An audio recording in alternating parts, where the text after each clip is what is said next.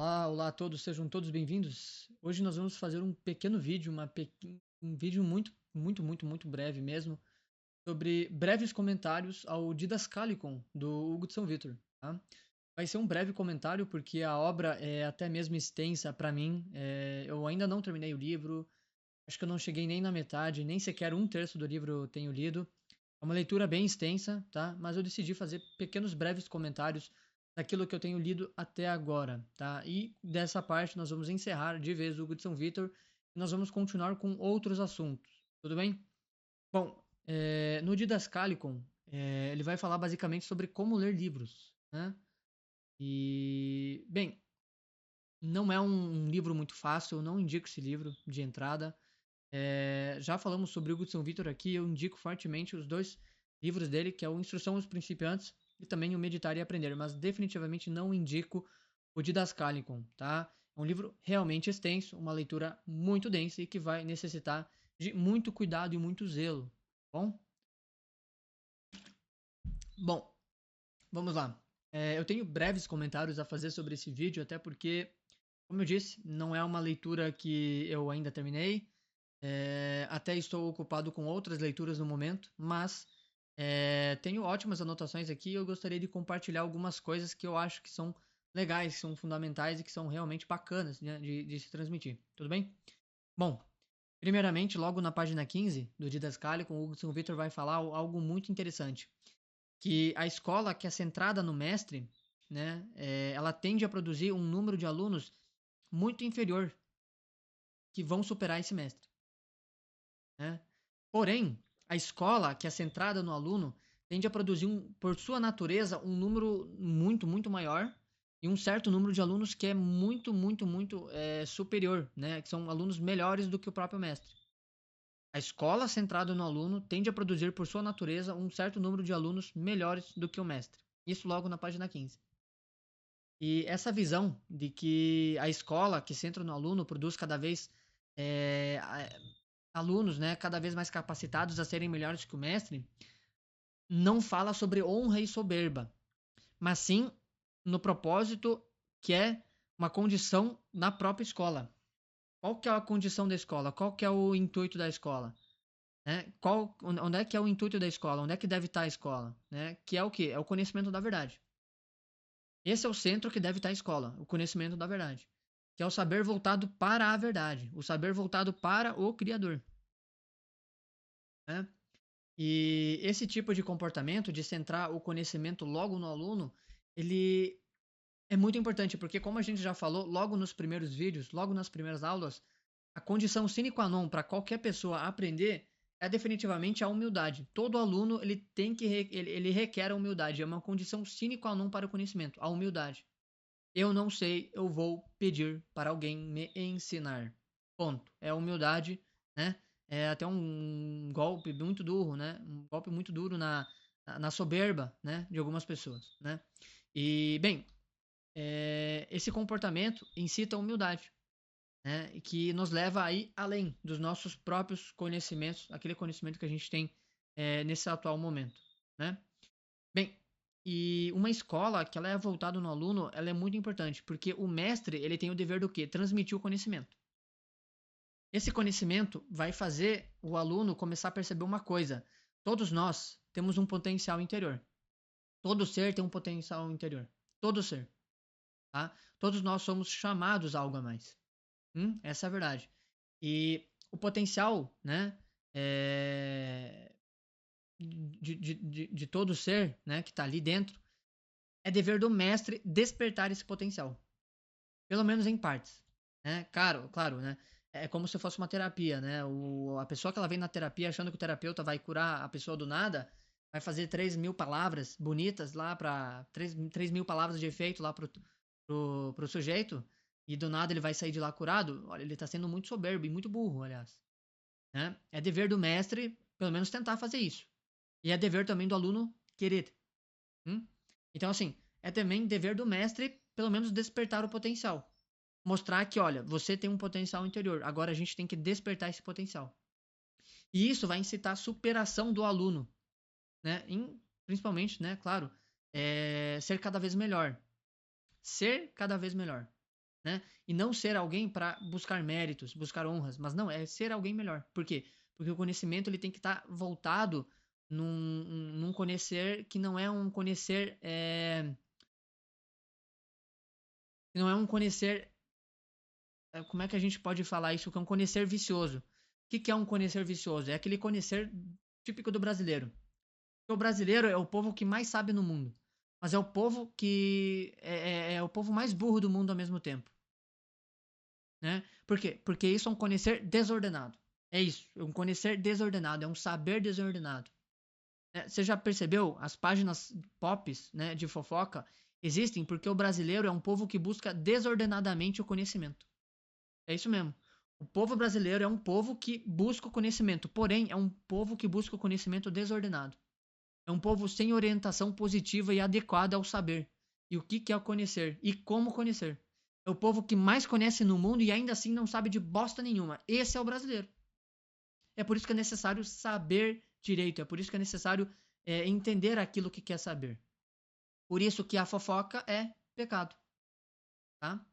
E por isso que é dever da escola, né? É dever do próprio mestre incentivar o conhecimento verdadeiro, o conhecimento onde é que eu vou saber para louvar a Deus, o conhecimento que eu vou ter para definitivamente fazer bom cuidado, né, da verdade. Tá? Isso é muito interessante. Tá? Isso é muito interessante. E esse papel de superação faz o aluno mesmo se superar a partir de que modo? Com criação e desenvolvimento de habilidades. Porque nem o mestre sabe de tudo. Então é necessário evocar o que? A humildade do mestre para o aluno, fazendo com que o mestre transmute esse conhecimento. Tá? Os alunos eles podem não sacar. O mestre pode não falar de humildade, só que o aluno ele vai sacar. Quando você conhece uma pessoa, quando você conversa com uma pessoa, você meio que pega a ideia. Caramba, esse cara é humilde. Ele não falou de humildade uma hora comigo, mas eu saquei que ele é humilde. Por quê? Porque o verdadeiro conhecimento ele transmuta o ser. Vai estar no semblante, saca? Então a pessoa ela vai conseguir transmitir isso, né? O mestre vai conseguir transmitir isso para o aluno e o aluno vai começar a adquirir isso daí. Então assim, é necessário, né, o mestre evocar a sua humildade e transmitir ela, né, de mestre para aluno. E então, com esse processo de humildade, que a gente já falou aqui nesse canal, logo nas primeiras aulas, o próprio aluno vai então ter essa tarefa de adquirir habilidades conforme a autonomia, que é o processo-chave aqui, autonomia. E quando a gente fala de autonomia, a gente está falando de alguém que é livre. Uma pessoa autônoma é uma pessoa livre. Simples assim, tá? Isso é muito interessante, tá bom? E, bem, passado esse nosso pequeno comentário, eu vou partir logo para um outro conhecimento que também é muito interessante, que é o seguinte: existem dois opostos no homem, tá? Que no caso são o quê? O bem e o mal, tá? Então existem dois opostos no homem, o bem e o mal, tá? O bem, né? O bem é o quê? O bem é a natureza. Só que tem um problema: o nosso bem está corrompido e suprimido. Primeiramente, antes de tudo, ele está bem corrompido e suprimido por quê? Por causa do pecado original, antes de tudo, tá? Mas também por causa que o pecado original ele suprimiu a nossa vontade. Então é necessário que a gente se esforce ainda mais para fazer o bem. É muito complicado essa tarefa, mas ainda assim existem grandes exemplos na nossa terra, né, de grandes santos que realmente, de fato, conseguiram fazer isso. Obviamente, eles não fizeram por si só. A própria Teresa, se não me engano, Santa Teresa d'Ávila, né, que fala das camadas, dos castelos interiores, na verdade, ela vai falar que o homem ele pode chegar até um número certo ali de castelo. Depois é só com Deus. Depois é só dependendo de Deus. Se Deus quiser, assim vai ser feito, né? Então, o bem que é a natureza, a gente já sabe então que ele está corrompido e suprimido. Primeiro, por causa do pecado original. Segundo, por causa das concupiscências da carne. Então, logo ele deve ser feito o quê? Reparo. A gente tem que reparar o bem. De que maneira? Pelo esforço da vontade. Contudo, existe o mal, que é vício, né? Existe a virtude e o vício, né? O oposto de virtude é vício. Então, assim, existe o bem, que no caso é natureza, e consequentemente também dá para dizer que é virtude, e existe o oposto, que é o mal e que é vício. E que não é natureza. Que deve ser feito o quê, então? Deve ser extirpado, né? E a integridade humana, ela é aperfeiçoada pelo quê? Pelo conhecimento e pela virtude. Existe uma maneira da gente ser mais humano e se aparentar. Vocês já devem ter reparado, mas o semblante de algumas pessoas parecem ser de santos. Por quê? Porque uma pessoa, né? Uma pessoa, ela tem essa integridade humana cada vez mais semelhante a um aspecto divino, toda vez que ela, ela, ela vai conseguir aperfeiçoar essa integridade humana de algumas maneiras. Primeiro, obviamente, né? Que é da especulação da verdade, tá? Verdade, assim, obviamente eu tô querendo dizer, me referir ao verbo divino aqui também, né?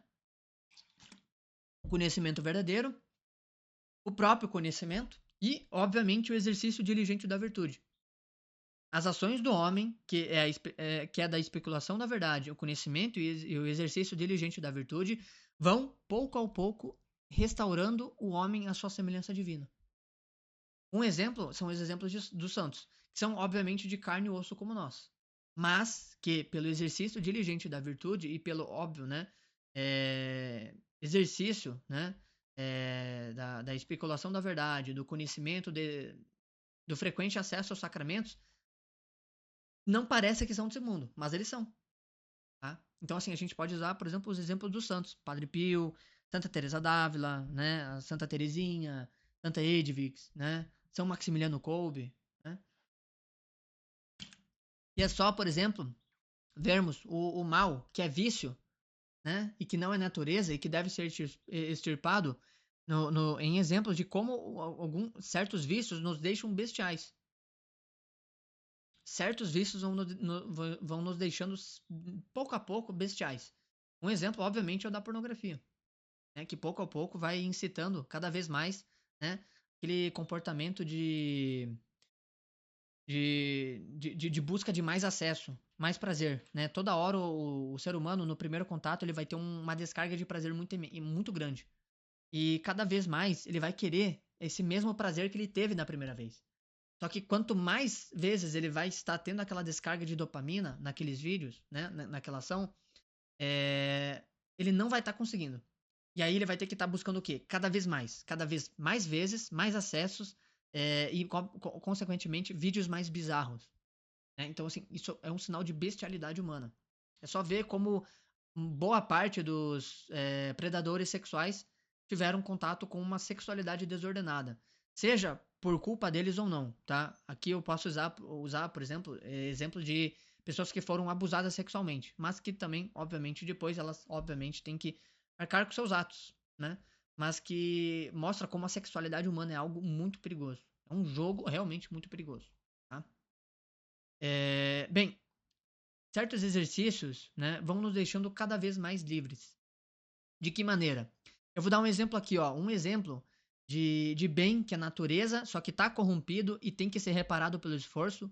E um exemplo de mal que é vício e que não é natureza e, consequentemente, deve ser extirpado.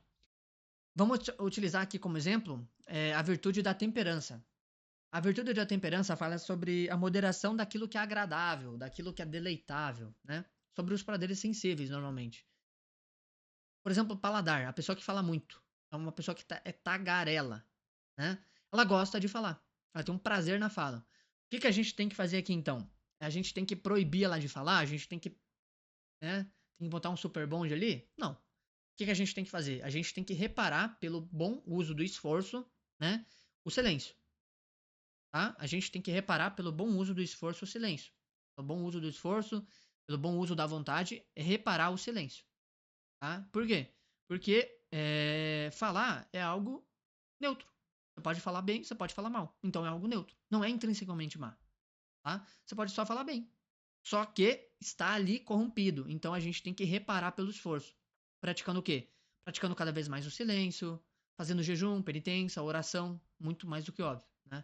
E existe algo que é intrinsecamente má. E obviamente, óbvio, né? A gente tem que simplesmente extirpar. Não há uso saudável disso daqui. E obviamente a pornografia, não vou me estender, mas como vocês bem sabem, não há algo de natureza, não há algo de normal na pornografia, né? Muito menos no sexo desregrado, tá bom? Então, esses foram meus pequenos comentários ao Didascalio com o Diogo de São Vitor. Como eu falei, a gente vai acabar de vez com essa série agora do Hudson Victor e eu vou começar alguns outros temas, tá? Provavelmente vai ser sobre psicologia atomista, mas ainda não posso dar certeza, mas obviamente, né, no próximo vídeo que eu for upar aqui no canal, vocês vão acabar estar cientes daquilo que se trata, tá bom? Então, qualquer dúvida eu fico à disposição e é isso aí. Valeu, tchau, tchau.